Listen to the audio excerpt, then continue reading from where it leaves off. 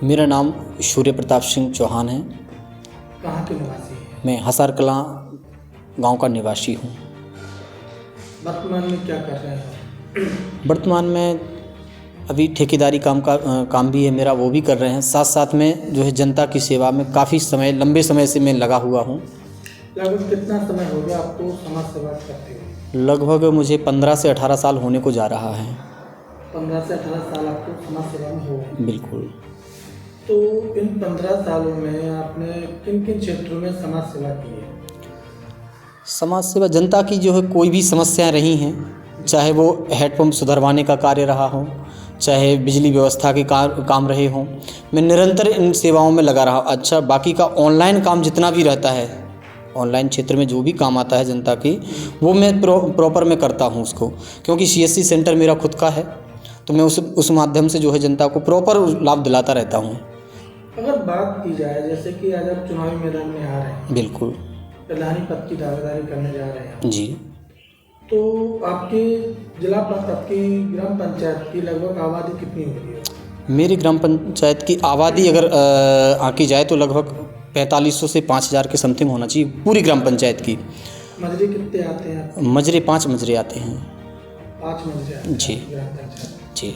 तो आप जैसे आज तैयारी कर रहे हैं तो आप 5 मजरों में आ जा रहे हो?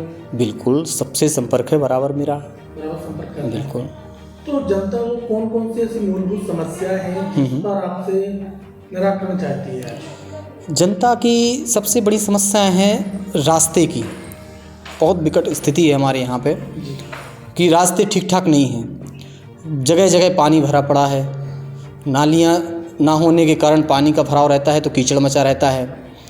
दूसरी चीज़, हैंडपम्प भी प्रधान जी के द्वारा कभी भी ठीक नहीं करवाए जाते हैं। बाकी की जनता हमें रिक्वेस्ट करती है कि वो हैंडपम्प को ठीक करवा दिया जाए, तो हम उनके लिए प्रॉपर जो है हमेशा काम खड़े रहते हैं, उनको ठीक करवाते हैं। किसी भी माध्यम से रहे, चाहे BDO साहब को अवगत करा करके हो, चाहे ADO पंचायत को अवगत करा के हो, मैं इनको जो है परस्पर इसको ठीक करवाता रहता हूँ।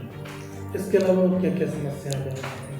अब समस्याएं तो जनता की हैं। जनता को जो सरकारी योजनाएं हैं, किसी भी योजना का प्रधान को अवगत नहीं रहता है तो उन लोगों को जानकारी नहीं होती है। जब जानकारी नहीं होती है तो उनको लाभ नहीं मिल पाता है। चाहे वो कुसुम योजना रही हो, कुसुम योजना सरकार की कितनी अच्छी योजना है, वो भी देखो जनता को लाभ नहीं मिल पाता है प्रॉपर जो होना चाहिए, क्योंकि जो प्रधान ही अनभिज्ञ रहे तो कैसे जो है जनता को लाभ वो दिला पाएगा। बिल्कुल। तो इसके अलावा अगर बात की जाए आंगनबाड़ी केंद्र की, जी, तो अभी आपके यहाँ आंगनबाड़ी केंद्र संचालित हो रहे हैं? बिल्कुल हो रहे हैं संचालित। तो जो आंगनबाड़ी केंद्र के माध्यम से महिलाओं को, बच्चों को पुष्टाहार मिलना चाहिए, वो बराबर मिल रहा है? हाँ, वो मिलता है। अब शायद 1-2 बार शिकायत भी मुझे आई है, चूँकि मैंने आंगनबाड़ियों को उस पर भी जो है मैंने फोकस किया, उन लोगों को भी मैंने डांटा है और जो है समझाया है कि इनको प्रॉपर उनको दिया जाए। जैसे कि आपको जानकारी होगी सरकारी राशन की दुकान हर जगह पे है, बिल्कुल। आपके यहाँ भी होगी। हाँ। तो जो खाद्य राशन सामग्री मिलनी चाहिए वो बराबर मिल रही है? हाँ, अब मैं इस चीज़ में मैं विशेष आपको बताना चाहता हूँ। आज पहले से प्रधान जी के सुपुत्र के पास में ही वो दुकान थी, लेकिन विगत 5-7 साल से मैंने उस पर फोकस किया, उसको जो है उसका विरोध किया और कहीं जा कर के उनका रहता था कि आधा राशन देना। तो अभी 2 महीने 3 महीने पहले ही मैंने उस दुकान को आवंटित करवाया और जो है एक समूह में मैंने उस दुकान को करवाया है, ताकि महिलाओं को भी लाभ हो, वो भी सशक्त हों और वो है प्रॉपर दुकान चला भी रही हैं। यानी कि इसके पहले घटतोली का मामला चलता बहुत ज़्यादा मायने पे है और काफ़ी मैंने उस विषय में संघर्ष भी किया, तब जाके कहीं जाके सफलता प्राप्त हुई है। शिक्षा का स्तर कैसा बना हुआ है अभी आपके? शिक्षा का स्तर ठीक है। अभी कुछ 8-10 साल से ऐसा रहा है कि हमारे यहाँ पे हाई स्कूल नहीं था, ताकि तालबेट आना पड़ता था बच्चों को 8वीं के बाद में। अब हमारे यहाँ पे हाई स्कूल भी हो गया, तो ठीक ठाक है। थोड़ा सा ग्रोथ किया है, बच्चों में थोड़ी जिज्ञासा भी रही है, लोग बाग भी जो है उसमें सबल हुए हैं। अगर बात की जाए अन्ना जानवरों की, जी, तो अन्ना जानवरों को लेकर क्या व्यवस्था है अभी आपके यहाँ? अन्ना जानवरों को अगर मैं अपने गाँव की बोलूँ तो अन्ना जानवरों की कोई व्यवस्था नहीं है। कोई व्यवस्था नहीं है, क्योंकि हमारे गांव से कम 10 किलोमीटर दूर एक गौशाला है।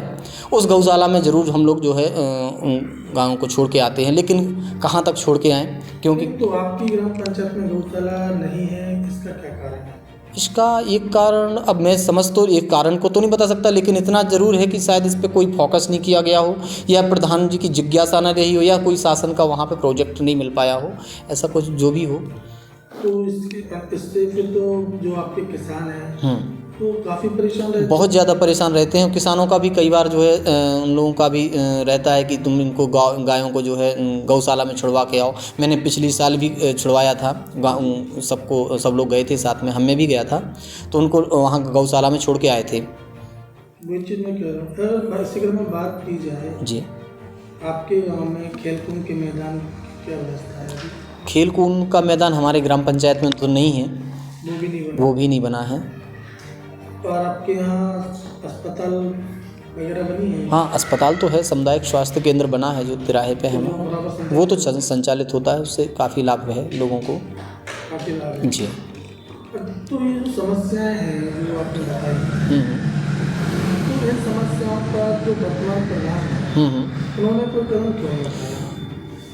अब उनका ये रहा है कि 20-25 साल उनको प्रधान को बने हुए हो गए हैं, निरंतर उनके पास में रहते हैं, या तो उनके प्रतिद्वंदी कोई मिला नहीं, या फिर उनका थोड़ा सा गुंडाई टाइप का किस्म का उनका व्यक्तित्व है, जिस वजह से कोई उनके समकक्ष कोई खड़ा नहीं होना चाहता है। तो ये उनके साथ में स्थितियाँ बहुत सबल तरीके से रहीं। जैसे आपने कहा गुंडाई का उनका हाँ जैसे जी दबंग प्रकार के, हाँ। तो आप चुनाव मैदान में आ रहे हैं और वो भी लड़ेंगे इस बार, आप लड़ रहे हैं, बिल्कुल लड़ेंगे। तो आपको कोई डर नहीं लगा? नहीं, मुझे तो डर रहा। मैंने बोला ना कि उनके प्रधान जी के सुपुत्र के पास में राशन की दुकान थी। नहीं, अभी आपसे बात हुई, आपने बोला कि वो दबंग, तो वही उसी बात को मैं बता रहा हूँ। तो मैं 7 साल से कड़ा संघर्ष कर रहा हूँ इस उसमें कंडीशन में। पिछला चुनाव भी रहा, चूँकि सीट नहीं थी, बैकवर्ड सीट हुई थी, इस वजह से किसी कारणवश जो है वो दोबारा से फिर चुनाव जीत गए थे। स्थितियाँ, मैं चूँकि नया था, नया ही मैं मानता हूँ, इसलिए नया मानता हूँ क्योंकि जो है चुनाव मेरे लिए नया था। पब्लिक के बीच में रहा हूँ, पब्लिक का स्नेह है, लोगों का स्नेह है, जनता का सबका स्नेह है मेरे साथ में, पर सीट ना मिलने के कारण आज ये स्थिति बनी हुई है कि कहीं ना कहीं बैकवर्ड आ जाती है तो वो फिर हो जाते हैं। बैकवर्ड में कोई उनके समकक्ष रहता नहीं है जी। तो जैसे आज आप चुनाव मैदान में हैं, जनता से मिल रहे हैं, तो आपको क्या लगता है कितने प्रतिशत जनता आज आपके साथ खड़ी है? मैं ये मानता हूँ कि जिस प्रकार से मैंने कार्य किया है और जनता को सुविधाएं दी हैं, जनता को आज मैं मानता हूँ अपने आप को कि अगर कोई हेडपंप ख़राब होता है तो जनता मुझे कहती है, ना कि प्रधान को। तो ये मुझे खुशी होती है। इस मायने पे मुझे लगता है कि शायद, वैसे तो सभी अपने हैं, 100% ही अपने कहे जाते हैं, किसी को मैं पराया नहीं बोल सकता। ये पराया बोलने में देखो ये निश्चित है कि कोई कौन पराया हो जाएगा, तो ये तो नहीं है, लेकिन मैं ये मानता हूँ कि सब अपने हैं और सभी लोगों का मेरे लिए स्नेह है।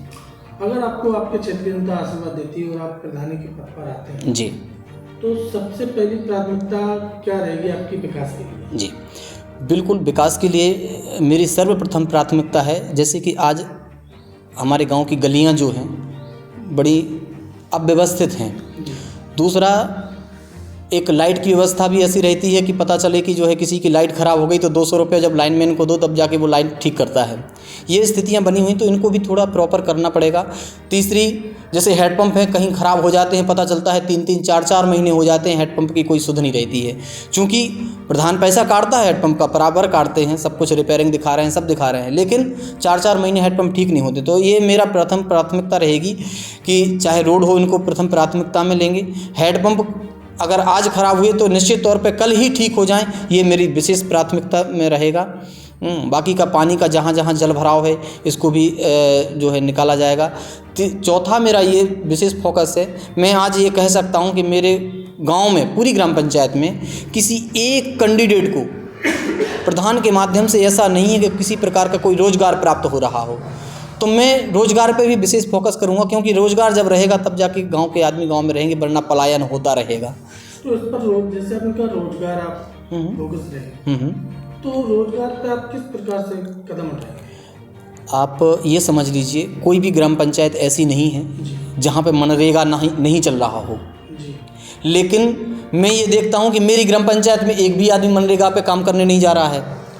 पर हर महीने लाखों रुपए निकाले जाते हैं। मनरेगा चल नहीं रही है? बिल्कुल चल रही, मनरेगा नहीं चल रही है, अभी निकालते हैं पैसा वगैरह कहाँ से। काम क्यों नहीं दिया गया? मैं कह रहा हूँ कि एक भी सिंगल कैंडिडेट, बाकी मैंने देखा है कि प्रधान जी का कैंडिडेट जाता है, तुम्हारे खाते में 1000 रुपये आ गए हैं, 1000 रुपये निकाल लिए, 100 रुपये उनको दे दिए, ये कंडीशन बनी हुई है। अगर वही रोजगार अगर लोगों को प्रॉपर मिलता रहेगा तो कई मायने पे विकास भी होगा, साथ साथ में रोजगार भी प्राप्त होगा।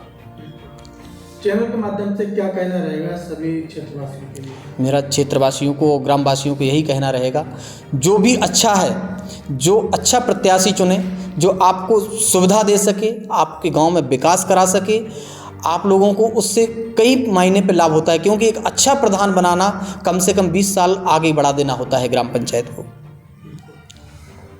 धन्यवाद। नमस्कार।